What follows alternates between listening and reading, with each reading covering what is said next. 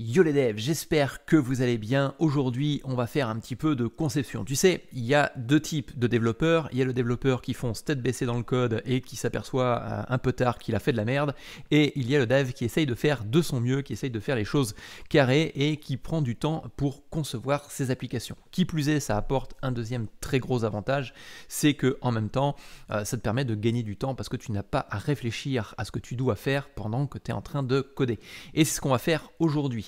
C'est ce qu'on va faire aujourd'hui, je vais te montrer les différents outils que j'utilise, ou tout du moins l'outil majeur que j'utilise pour concevoir les produits. Donc les produits, ce que je considère un produit, c'est tout simplement une application. Et notamment, je vais te montrer un petit peu comment est-ce que je fonctionne, qu'est-ce que l'on va mettre en place. Ça permettra un petit peu de teaser les prochaines vidéos qui devraient arriver sur cette chaîne YouTube. Bien évidemment, ça va dépendre encore une fois de ton engagement. Et concrètement, je vais te montrer tout ça en détail. Alors, ce que tu vois à l'écran, c'est un état un petit peu avancé par rapport à ce que tu peux voir actuellement de présent en termes de formation sur la chaîne YouTube. Donc ne te dis pas que tu as loupé un épisode, ne te dis pas que tu as loupé peut-être une étape. C'est normal, c'est que je tourne, en fin de compte, je code les applications avant de les tourner, de façon à regarder un petit peu la faisabilité et puis de pas trop te raconter trop de merde dans les vidéos. Mais concrètement, si tu n'es pas encore abonné, il est probable que tu aies déjà loupé une très très grosse partie des formations actuellement présentes sur la chaîne. Et notamment, on a un petit objectif d'ici la fin de l'année, d'ici la fin 2022, c'est d'atteindre les 10K d'abonnés. Alors c'est ambitieux comme eh bien tout simplement comme objectif, pour une simple et bonne raison, c'est que actuellement, si on regarde les statistiques de YouTube, on est à 400 abonnés tous les 28 jours. Alors j'arrondis bien évidemment, on n'est plus à une treizaine près, on va dire. Mais concrètement, ça veut dire qu'en l'espace de 2 mois, un tout petit peu plus de 2 mois, il nous faudrait faire presque 800-900 abonnés par mois. Ce qui est quand même très très ambitieux, donc je compte sur toi pour partager cette vidéo, je compte sur toi pour liker, commenter. Tout ça encourage YouTube à lui faire comprendre que ça a de la valeur, que ça t'intéresse et que ça peut probablement peut-être aider d'autres développeurs à créer leurs propres applications mobiles avec Flutter et Firebase. Allez, on rentre dans le détail, je vais te montrer les différents outils que j'utilise. Alors, il y a un premier outil que je peux utiliser qui s'appelle Miro. Alors, tu peux l'utiliser aussi en ligne, il existe aussi en ligne, voilà. Miro. Alors, il faut juste que je pousse ma tronche, encore une fois. Mais concrètement, tu as un premier service. Ce premier service, c'est Miro que j'utilise. Je l'utilise en ce moment plus particulièrement. Après, je l'utilise pas non plus tout le temps. Tu vois, j'ai utilisé Sketch, j'utilise de temps en temps un petit peu Figma. Là, j'utilise Miro en ce moment parce que ça me permet de concevoir grossièrement les applications, de voir un petit peu où est-ce que je vais mettre les différentes fonctionnalités sur les applications. Il y a une application de bureau qui est tout simplement, en fin de compte, la reprise de la version web.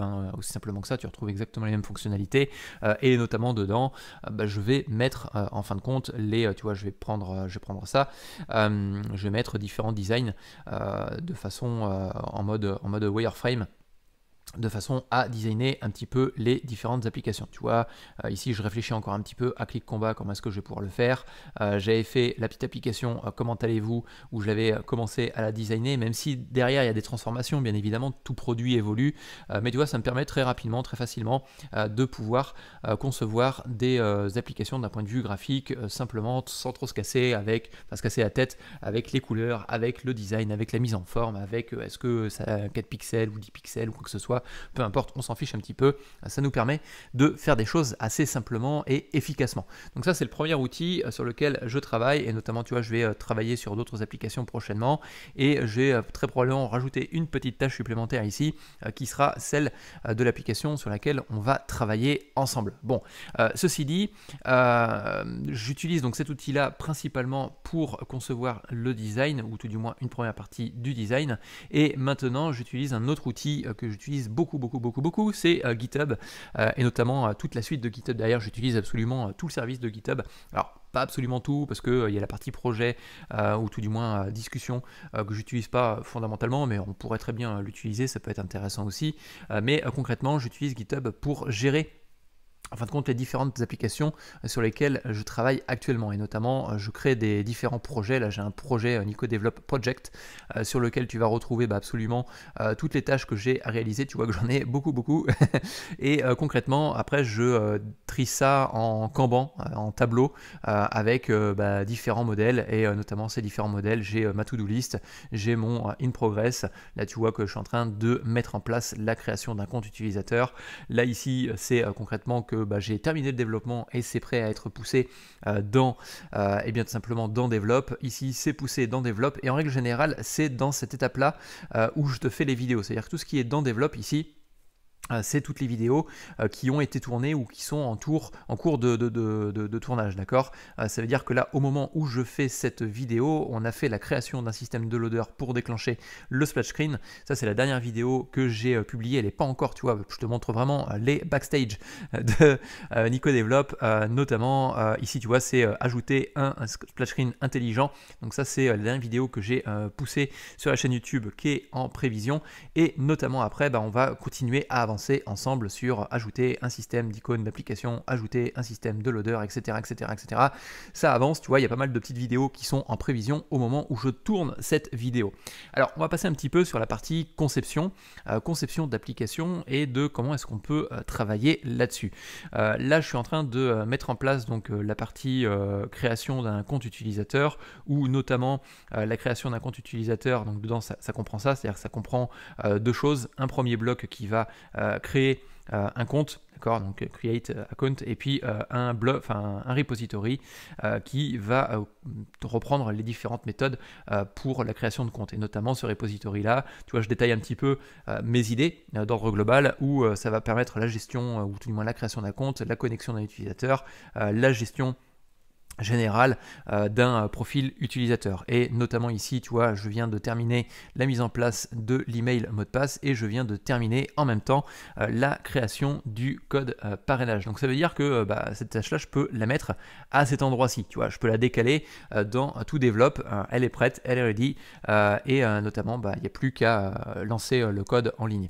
Je mets d'autres systèmes en place derrière, mais je t'en parlerai dans d'autres vidéos si vraiment ça t'intéresse, ce type de vidéo de conception. Encore une fois, la conception, les gars, c'est super important. Enfin, je veux dire que si tu mets pas de conception en place sur tes applications, tu fais pas du travail sérieux. En tout cas, ça c'est mon point de vue. Si tu réfléchis pas un minimum à où est-ce que tu vas aller, à ce que tu vas mettre en place, bien évidemment que tu vas pas tout concevoir du premier coup et que faire toute la conception en une seule fois, c'est difficilement faisable. Mais avec l'expérience, tu vas rajouter en fin de compte des systèmes, des automatisations dans ta conception en te disant, ok, d'accord, quand je fais une création de compte, eh bien pour le coup, j'ai besoin de ça et ça. Quand je fais une connexion, une authentification, j'ai besoin de mettre ça et ça en place. Tu vois, il y a plein de choses en fin de compte que tu vas acquérir en termes d'expérience au niveau de ta conception et tu vas gagner énormément de temps par la suite. Et ça va te permettre aussi plein d'autres choses. Ça va te permettre de pouvoir discuter avec ton boss, avec tes supérieurs, avec ton chef de projet et de lui dire, bon voilà, pour pouvoir faire telle tâche, on a besoin de telle autre tâche ou j'ai besoin de telle autre chose ou j'ai besoin de telle autre personne qui est avancée dans le projet, de façon à faire comprendre que concrètement, toi, oui, effectivement, tu mets de la bonne volonté, tu avances correctement, tu fais les choses bien, mais que tu as besoin que aussi tout le monde se bouge le derrière pour pouvoir avancer de façon uniforme. Donc, tu vois, ça permet aussi d'avoir une petite gestion d'équipe derrière assez sympathique. Donc là, tu vois que concrètement, j'ai pas mal de tâches, donc ça c'est potentiellement des futures vidéos que l'on va pouvoir ajouter sur cette chaîne YouTube.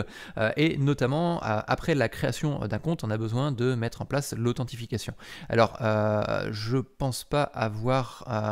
je pense pas avoir créé de carte pour la partie authentification, donc on va la faire ensemble. Je vais te montrer en détail comment est-ce que je fais ça. Ajouter un code d'invitation, donc ça c'est un. Permettre la suppression d'un profil, ok d'accord. Mettre en place la page ajouter des conditions générales. Alors tu vois ça par exemple, ajouter des conditions générales, c'est une petite carte que j'ai créée il n'y a pas longtemps. Alors c'est pas le truc le plus sexy, mais c'est un truc tout bête, mais notamment pas ici, hop là, c'est édité ici. Ce qui est intéressant, c'est qu'avec Markdown, donc ce qui est le système d'écriture, ce que tu peux mettre en place pour écrire tes différents contenus, et d'ailleurs Markdown tu l'utilises dans plein d'outils en ligne. Ici par exemple, ça va être à ce niveau-là, ajouter la validation des conditions générales dans le processus inscription, création de compte. Hop là. Comme ça, tu vois, ces petites choses, quand tu reprends tes notes, ces petites choses à laquelle tu vas penser, ou tout du moins auxquelles tu vas penser, que tu vas pouvoir ajouter dans ton projet. Alors moi, je le mets dans le update, de la description globale de ma tâche, parce que c'est une tâche à proprement parler, donc c'est un petit checkbox que j'ai à checker quand j'aurai terminé. Après, si j'ai des packages que j'ai pu trouver intéressants ou trucs comme ça, je vais les ajouter dans les commentaires. Tu vois, si on reprend un petit peu cette tâche-là, ici, j'ai mes différentes tâches qui se trouvent dans le corps principal de ma tâche, et puis juste en dessous, je me suis ajouté un petit commentaire pour dire attends, il faudra que tu mettes ça en place, etc., etc.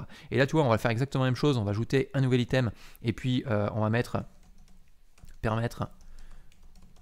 Alors, j'ai fait de la daube, c'est pas grave, hop là, j'ai fait de la daube jusqu'au bout, c'est pas ce que je voulais faire, donc on va aller chercher notre petite carte qui se trouve, je sais pas où ça va être celle-ci, et on va la compléter.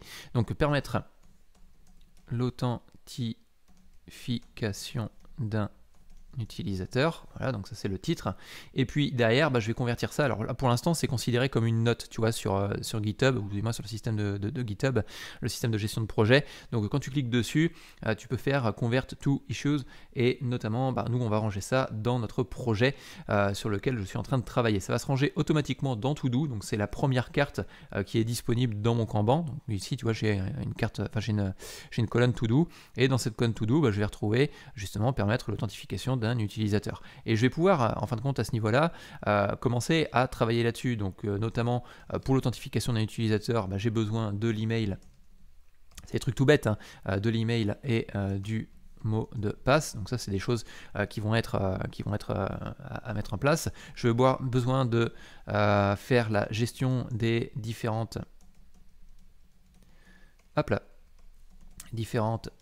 erreurs, d'accord, donc ça fait partie de tout ça. Et puis potentiellement, alors même si par défaut, si tu prends Firebase, quand tu prends Firebase ici, dans la partie authentification, tu as la possibilité d'avoir la dernière connexion de la personne dans le sign-in, tu vois. Donc concrètement, je ne vais pas forcément avoir besoin de récupérer ça, mais ça aurait pu être intéressant de le mettre en place. Bon, là pour l'exemple, je vais laisser ça comme ça, donc je vais faire un petit update ici, et ça va me permettre justement de pouvoir préparer cette fameuse carte, permettre d'authentifier l'authentification d'un utilisateur. Par exemple, redirection vers home page,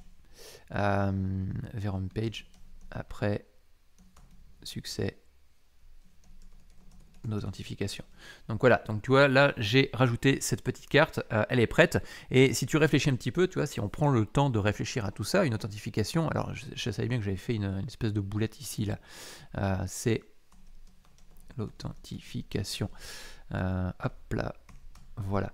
Et notamment, quand tu réfléchis un petit peu, l'authentification, ok d'accord, tu as la connexion, mais qu'est-ce qui se passe si la personne est déjà connectée? Comment est-ce qu'on va gérer ce cas-là, tu vois? Et ça fait partie de système d'authentification. Alors il y a deux possibilités, soit tu le mets dans justement ce fameux système d'authentification, soit tu crées un nouvel item. Donc ici on va ajouter un nouvel item, et notamment gestion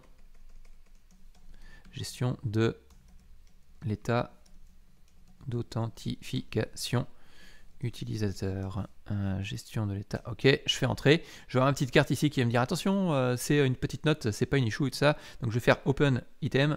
Ici, je vais convertir ça en issue pour mettre ça dans mon projet.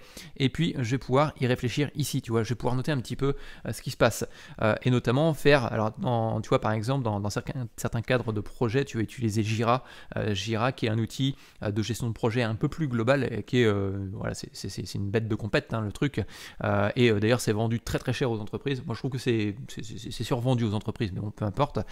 Et concrètement, derrière, tu peux créer des cartes comme on est en train de le faire ici, avec des stories à l'intérieur, donc tu racontes un petit peu comment l'application va évoluer, ce que tu dois mettre en place dans l'application. Et notamment ici, on peut faire à peu près la même chose. Alors, je ne vais pas te parler de TDD ou BDD plutôt dans cette vidéo, je vais simplement te montrer de façon très basique comment faire les choses, mais tu peux aller beaucoup plus loin et rechercher beaucoup plus d'informations sur comment est-ce qu'on peut créer des stories qui soient efficaces et qui soient compréhensibles par quasiment une personne lambda dans l'entreprise, et notamment derrière de pouvoir quand même faire en sorte que ce soit interprétable par les développeurs ou de pouvoir être développé par les développeurs. Mais je ne vais pas aller beaucoup plus loin là-dedans parce que ça nécessiterait de faire des cours complets là-dessus. Donc si ça t'intéresse, encore une fois, tu peux commenter, tu peux liker, tu peux faire ce que tu veux sur cette vidéo du moment que c'est bienveillant et que l'on avance dans le bon sens. Donc ici, on va faire la gestion. Oh la vache, les gars, c'est samedi matin, mais c'est pas facile. Hein. Concrètement, la gestion de tout ça, on va éditer cette partie-là. Dans la gestion, c'est si on est dans un état de authentifié,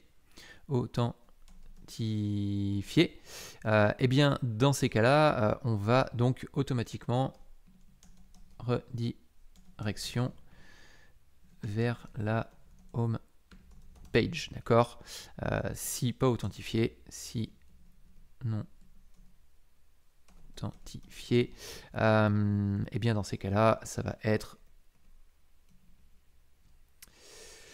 la page de login, page de sign in, voilà, vers la home page, ok, d'accord, vers page de sign in, ok. Donc là concrètement, il y aura très probablement besoin d'autre chose, notamment peut-être de créer un bloc. Donc un bloc c'est un pattern, hein, d'accord, c'est pas un bloc d'un point de vue logique métier ou quoi que ce soit. Créer un bloc qui va très probablement s'appeler authentication block. Je pense que ça va être un truc comme ça, d'accord, qui va permettre d'écouter un listener de Firebase Auth, d'accord. Donc ça c'est dans Firebase Authentication, tu as déjà un listener qui est compris, qui permet d'écouter le changement d'état en fin de compte, et quand tu ouvres ton application, en fonction de ce changement d'état, boum, tu peux savoir si la personne elle est authentifiée ou pas. Ça, je pense que tu vois, c'est quelque chose que je vais faire rentrer dans le repository. Je vais peut-être créer d'ailleurs un repository Authentication dans lequel celui-ci va pouvoir gérer aussi bien l'authentification de l'utilisateur que l'authentification ou le check d'authentification. Donc création ou utilisation s'il est déjà créé d'un repository authentication repository. Voilà, hop, je commente. Et là, tu vois, je suis en train de penser à ça. Concrètement, je vais mettre ce que je vais faire ici, c'est que je vais prendre ça et je vais retourner dans ma petite carte. Tu vois, ici, j'avais une carte permettre l'authentification d'un utilisateur. Et bien, concrètement, cette carte-là, je vais mettre ça ici. Je vais rajouter ça ici. Pas forcément. Authentication repository, voilà. Donc je vais ajouter ça ici, comme ça je sais que je vais avoir exactement le même repo à cet endroit-là que le repo pour la gestion d'authentification. Tu vois, ça me permet de pouvoir le gérer à deux endroits différents. Par contre, probablement que ici, tu vois, je vais avoir besoin de créer un système de login bloc. Donc créer un bloc qui va s'appeler login block.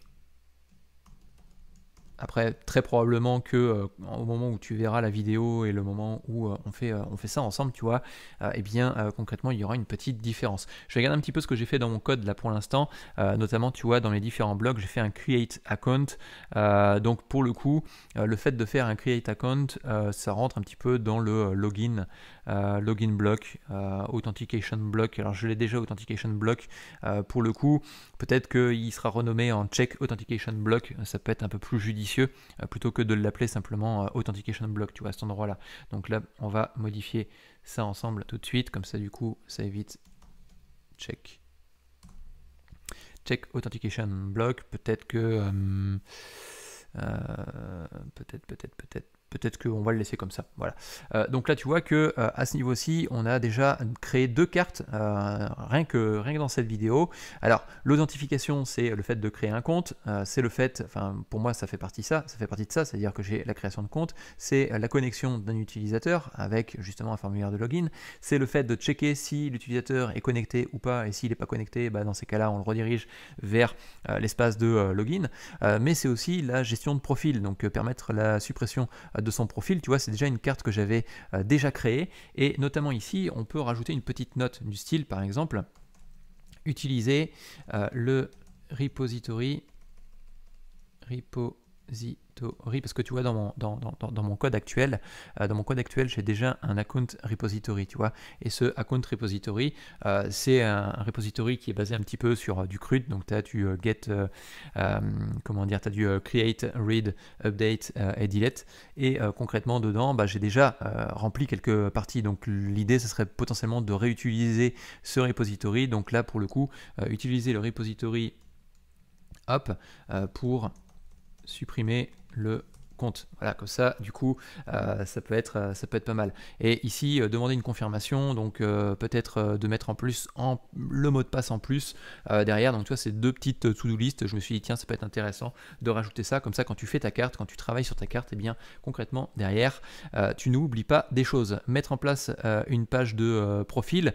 Donc là, ici, tu vois, c'est intéressant parce que concrètement, on peut encore une fois utiliser le repository, il faut que je fasse un raccourci pour repository, tu vois, le repository account repository, notamment tu vois, dans mon système de CRUD, tu as get, et on peut très bien imaginer dans get avoir directement le système d'authentification à l'intérieur, puisque j'utilise une instance de Firebase Auth, de récupérer le compte de l'utilisateur et de directement créer notre page profil. Dans cette page profil, tu vois, on peut aussi rajouter, permettre d'éditer le profil, on peut rajouter une petite to-do ici, hop là, voilà, et puis ça peut se formaliser par quelque chose qui ressemble à une icône d'édition, hop là, d'édition. Et tu vois, le fait de noter tout ça, alors ça peut paraître pour certains développeurs une grosse perte de temps, tu passes du temps à écrire, c'est de la blablasse, c'est voilà, c'est du temps que tu prends pas à coder. Ceci dit, pendant ce temps-là, quand je vais coder mon truc, déjà ça va être structuré parce que je vais savoir que telle carte permet de faire telle chose, que tel élément permet d'aboutir à tel autre élément, et puis après je peux trier les différentes informations. Tu vois, je sais que par exemple pour mettre en place la page de profil, je vais avoir besoin de mettre en place l'authentification, donc ça je peux la mettre juste au-dessus, et puis notamment juste après, ici, hop là, je peux ranger la petite carte gestion d'état d'authentification, et comme ça, je peux aussi, alors tu peux aller plus loin bien évidemment, parce que sur chacune des cartes, tu as la possibilité d'ajouter des labels. Dans les labels, alors hop, je dégage ça ici, c'est de mettre est-ce que c'est un bug, est-ce que c'est une question, est-ce que c'est un enchantment. Donc là tu vois, ça va être catégorisé là-dedans, hop, c'est parti, je l'insère dedans, boum.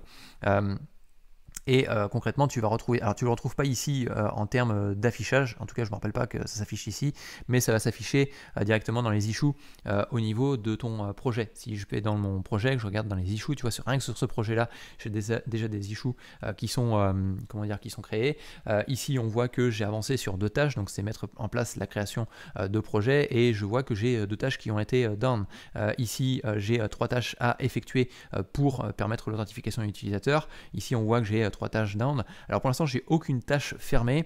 Ça se ferme automatiquement en fait. Ça se ferme automatiquement à partir du moment que mes tâches vont être dans done ici, et notamment vont passer dans le push to master. Tu vois, ça veut dire quoi? Ça veut dire que ici, l'initialisation, ici, ça je peux le mettre dans master, ça je vais pouvoir le mettre dans master, ça je vais pouvoir le mettre dans master. Donc je peux prévoir déjà les différentes tâches que je vais mettre directement dans master. Et une fois que ça va être mergé dans master, par un petit système, je te montrerai ça éventuellement dans des petits codes, comment dire, des petites leçons de code sur GitHub, ça se ferme automatiquement, et ça cale en fin de compte tes issues en mode close, d'accord, tu vois, avec le petit check label comme ça, comme quoi c'est terminé, t'as bien travaillé, t'as fini, c'est dans master. Je te montrerai ça plus tard, éventuellement, n'hésite pas à me poser la question dans les commentaires, comme ça du coup moi ça me fait ma petite to-do list dans les commentaires parce que je te donne plein d'informations, et potentiellement je peux oublier après par la suite. Donc tu vois que concrètement, permettre l'authentification d'utilisateur, permettre gestion de l'état d'authentification d'un utilisateur, mettre en place une page de profil, suppression d'un profil, mais pour supprimer un profil, peut-être que je vais avoir besoin du formulaire de gestion de profil. Donc là, ce qu'on va faire, c'est qu'on va mettre gestion d'un profil utilisateur, hop, voilà. Comme ça on ne l'oublie pas. Et puis comme c'est noté, c'est des choses que tu n'oublies pas en fin de compte par la suite. Alors là, on est sur des choses qui sont basiques parce que la gestion de l'authentification, c'est quelque chose qui est standardisé. Tu as toujours à peu près les mêmes choses, tu as toujours à peu près les mêmes formulaires, tu demandes à peu près toujours les mêmes informations. Mais concrètement, c'est des choses qui, au bout d'un moment, une fois que c'est standardisé, ça va beaucoup plus vite à créer, ça prend beaucoup plus, ça va être beaucoup plus rapidement fait. Et concrètement, tu vas avancer beaucoup plus rapidement. Là ici pour la gestion de l'authentification, ce que je vais faire c'est que je veux que l'utilisateur, qu'est-ce que je veux en fin de compte dans la gestion, la gestion d'un profil utilisateur? Je veux que l'utilisateur puisse changer son email. Ça c'est la première chose, je veux qu'il puisse changer son email. Je veux qu'il puisse changer de mot de passe. Voilà, ça c'est une chose qu'il doit pouvoir faire. Dans cette gestion de profil, d'accord, d'utilisateur, je veux qu'il puisse supprimer son compte. Et ça tombe bien parce que supprimer son compte, en fin de compte, c'est déjà un bouton qui est en place. Et si on regarde un petit peu ici, toc toc toc, si je fais supprimer, alors il y a un formulaire qui existe dans GitHub, mais je ne l'utilise pas tout le temps, permettre la suppression de son profil. Voilà, hop. Ici, c'est justement la petite issue qui est celle-ci. Donc là, concrètement, je vais mettre issue dièse, hop, et je vais aller chercher directement cette partie-ci, tu vois. Hop, toc, ce qui me permet de dire, ah attends, pour gérer le profil utilisateur et pour faire ça, peut-être que je vais avoir besoin de faire autre chose avant. Et ce qui est intéressant, tu vois, c'est que concrètement, tu as directement un lien vers l'issue qui est intéressé ou qui est l'intéressé en fin de compte. C'est-à-dire que supprimer son compte, ok d'accord, qu'est-ce que c'est? C'est tout simplement une issue qui est déjà créée, qui permet de créer un bouton de suppression, de demander la confirmation. Ok d'accord, donc la suppression d'un compte, qu'est-ce que c'est? C'est absolument tout ça. C'est tout ce qu'il y a dans cette nouvelle carte à remplir. Et donc pour pouvoir le faire, eh bien, il faut que je fasse cette carte-là. Donc après, tu peux faire du maillage en fin de compte dans tout ton système. Ici, on peut remettre exactement la même chose que d'habitude. Donc par exemple, utiliser le repository de account repository, voilà, utiliser le account repository. Il y a une petite méthode dedans dans ce account parce qu'on est sur du CRUD et notamment si tu regardes un petit peu déjà dans ce repository là, on a un update qui existe. Alors j'ai un create or update ici, je ne l'ai pas encore utilisé, je pense que je ne sais pas si je vais l'utiliser ici pour l'instant, je la laisse tu vois un petit peu en stand-by. Peut-être que quand je vais commencer à merger un petit peu les informations, parce que là pour l'instant j'ai fait toute la gestion de création d'un compte, d'accord, mais il y a des étapes dans la création de compte, notamment tu vois tu as la partie update, peut-être que ça pourra faire office de rentrer dans le create or update, c'est-à-dire que je pourrais très bien faire référence à create ici account et puis notamment de passer directement data à cet endroit-là avec un petit async, enfin un petit await juste devant pour gérer tout ça. Bon, tu vois, c'est des choses qui peuvent venir s'ajouter, mais qui s'ajouteront très probablement plus tard au moment du code. Là, par contre, tu vois, c'est du choix stratégique au niveau du code. Tu ne le choisis pas au niveau de la conception, ou tout du moins pas dans ce cadre-là. Après, sur des projets beaucoup plus vastes, effectivement, tu vas peut-être aller jusqu'à ce détail-là, mais bien souvent, ce qui est intéressant, c'est de laisser faire le développeur, c'est de laisser la créativité du développeur, parce que si tu fais la revue de code en plus derrière, ça te permet d'apprendre de nouvelles choses, parce que chaque développeur a sa façon de coder, chaque développeur a sa façon de faire, et indirectement, ça apporte quand même pas mal de choses au niveau des développeurs. Donc voilà pour cette partie-là. Bon, je ne vais pas aller non plus très très loin et de façon très très avancée dans tout ça, mais je pense que tu l'auras compris, la gestion des petites cartes comme ça peut être intéressant. Et tu vois ici, pop, toc, toc, toc, toc, toc, toc, toc. Pour faire cette carte-là, on va avoir besoin du bouton de suppression de profil. Bon, après, où est-ce qu'on le fera, je ne sais pas, mais on verra bien.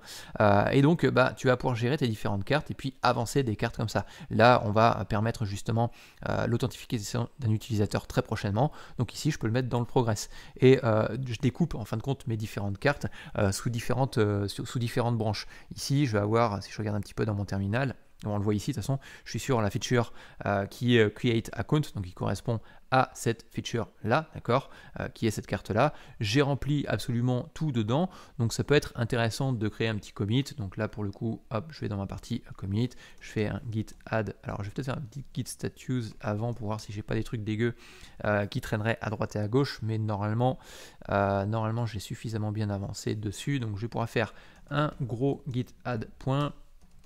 Git commit, boum, c'est parti.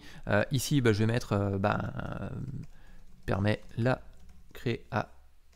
création d'un compte utilisateur. Toc, et ça va me permettre de fixer. Donc fixe, ça c'est un petit mot-clé que tu peux utiliser dans tes commits et ça va me permettre de fixer l'issue numéro 42. boum, et ça en fin de compte quand je vais merger dans master, et ben automatiquement ça va fermer cette carte là. Donc je les ferme pas les cartes, c'est pas moi qui les ferme, je clique pas ici, tu vois, là ici tu as close issues, c'est pas moi qui le fais, c'est le système automatisé de GitHub quand je vais directement merger dans master. Et ici je fais un petit git push origin de ma feature et notamment create account, hop, hop, hop, hop, voilà, boum, c'est parti, c'est poussé, c'est envoyé. Alors il y aura d'autres comment dire, d'autres éléments supplémentaires dessus parce que ça passe par un processus d'intégration continue derrière. Qu'est-ce que ça veut dire? Ça veut dire tout simplement que derrière j'ai une tâche automatisée qui tourne.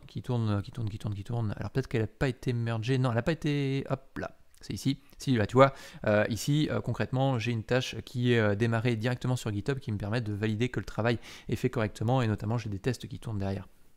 Donc, tu vois que finalement, la gestion d'un projet peut être très poussée, peut être très organisée, et on peut avancer efficacement là-dessus.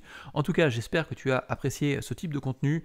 Si ça t'intéresse, n'hésite vraiment pas à me le dire, parce que j'aimerais bien que de plus en plus de développeurs fassent de la conception. J'aimerais bien que de plus en plus de développeurs ne partent pas tête baissée dans leur code sans avoir à réfléchir, enfin, ou tout du moins à avoir eu à réfléchir juste avant à comment, en fin de compte, est-ce qu'ils peuvent concevoir leur application, à comment est-ce qu'ils peuvent faire justement que d'être plus productif, d'être beaucoup plus efficace, de faire des applications qui soient de meilleure qualité, de ne pas oublier des fonctionnalités. Et ça, c'est des choses que certains développeurs, à qui ça va manquer, tu vois. Et ça te permet de pouvoir être plus flexible dans les entreprises, de pouvoir t'adapter aussi plus facilement dans les entreprises, d'apporter de la valeur dans tes entreprises dans lesquelles tu vas intégrer, surtout si tu veux faire du freelancing, surtout si tu veux te faire embaucher, tu vois. Tu peux dire que tu sais gérer en fin de compte un produit, que tu utilises tel outil, que tu mets en place telle stratégie, que tout ça c'est des choses que tu peux faire valoir dans tes compétences auprès des entreprises. Donc vraiment c'est des choses importantes et je pense que ça peut être important qu'on en parle sur cette chaîne YouTube, qu'on mette ça en place ensemble sur cette chaîne YouTube pour que l'on puisse devenir tous de meilleurs développeurs. Et bien évidemment tu peux participer à ça,